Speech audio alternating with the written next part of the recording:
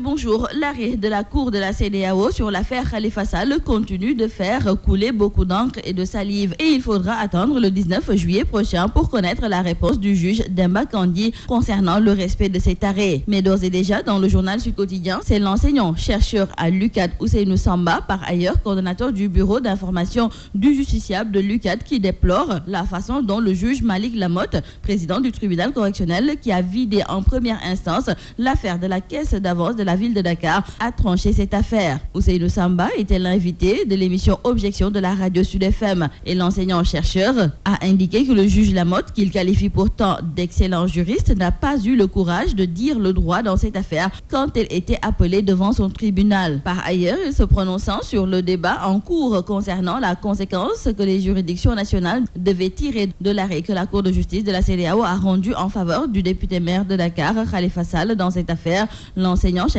à l'UCAD et spécialiste du droit pénal prend le contre-pied des partisans du régime en place qui plaident pour le non-respect de cette décision. Selon lui, si le Sénégal ne respecte pas ses engagements, autant quitter la CEDEAO. Mais il faut savoir avec nos confrères du journal Vox Populi que cet arrêt de la CEDEAO a complètement semé la zizanie au sein même de l'APR, car des responsables comme Moustapha Cissé Lo demandent le respect de la décision de la Cour de justice communautaire. Dans le journal Les Échos, nos confrères reprennent les propos de Moustapha Cissé Lo qui, selon nos confrères, met les pieds dans le plat et déclare que le Sénégal a l'obligation de respecter l'arrêt de la CEDEAO. Et selon nos confrères de Direct Info, Cissé Lo libère en quelque sorte le maire de Dakar. Et dans le journal L'Observateur, le président du Parlement de la CEDEAO se veut catégorique et déclare que la libération du maire de Dakar s'impose après la sortie de la décision de la juridiction communautaire. Et donc, pour Moustapha Cissé Lo, l'État du Sénégal s'est engagé et a l'obligation de respecter l'arrêt rendu par la Cour de justice de la CEDEAO.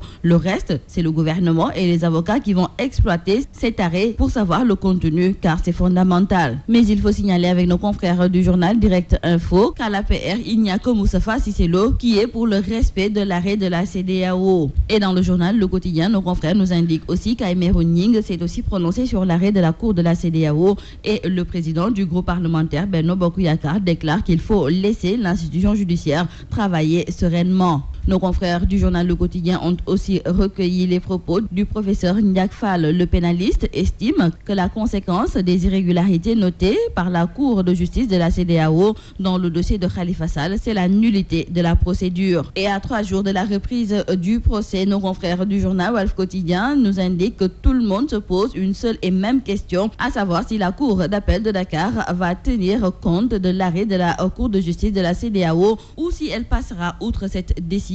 En tout cas, beaucoup de personnes prient sans doute pour que le président de la Cour d'appel de Dakar, Demba Kandji, et ses assesseurs, dont l'un débarque fraîchement de la chancellerie, ne soient obnubilés que par le droit et non par leur plan de carrière. La pénurie d'eau dans plusieurs quartiers de Dakar, nous en parlons avec nos confrères du journal Enquête qui nous en propose aujourd'hui tout un dossier. En effet, nos confrères nous indiquent que depuis des mois, la pénurie qui sévit à Dakar et à Thiès impacte le moral et les finances des citoyens. Nos confrères nous relatent la souffrance de ces Sénégalais qui attendent avec impatience le 20 juillet car le ministre Mansour Faye a promis une nette amélioration de la fourniture à cette date. À côté de la pénurie d'eau, nos confrères du quotidien Le Témoin nous parlent de la pénurie d'essence notée ces derniers jours dans certaines stations-service de notre pays. Et nos confrères nous indiquent que cette pénurie provoque un grand mécontentement chez les consommateurs. Et selon nos confrères du journal Le Témoin, cette pénurie dite artificielle serait en réalité provoquée par l'État qui aurait instauré une double facturation de la TVA, notamment au moment de l'achat du produit par le distributeur chez l'importateur,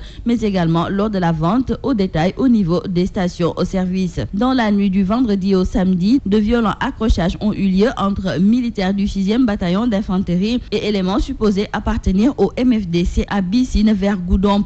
Ce sont nos confrères du quotidien Source A qui nous en parlent et ces derniers nous indiquent que ces accrochages ont occasionné 2 morts et 4 blessés côté armée ainsi ainsi que 4 pertes en vies humaines et plusieurs blessés parmi les assaillants. Nos confrères d'ajouter que tout est parti d'un braquage dans le village de Djibanar. Terminons par le sport. Cocorico, c'est le titre qui barre la une du quotidien Le Soleil. La France devient championne du monde de football. Elle a battu la Croatie par 4-2 et pour nos confrères du quotidien du Sport Stade, ce fut un franc succès. Cependant, nos confrères du journal La Tribune ont constaté que c'est la garde africaine qui a pesé de tout son poids, car dans les 23 joueurs convoqués par Didier Deschamps, 14 sont de nationalités africaines. Terminons par la lutte dans le journal Sunu Lamb. C'est Kati Diop, ancien coach de Yekini, qui se prononce sur le combat tant attendu entre Bombardier et Eumeu Sène. Et le fondateur de l'école de lutte Ndakaaru donne quelques tuyaux à Bombardier et à Eumeu Sène en perspective de ce duel. Et donc, il a confié à Eumeu Sène que pour battre Bombardier,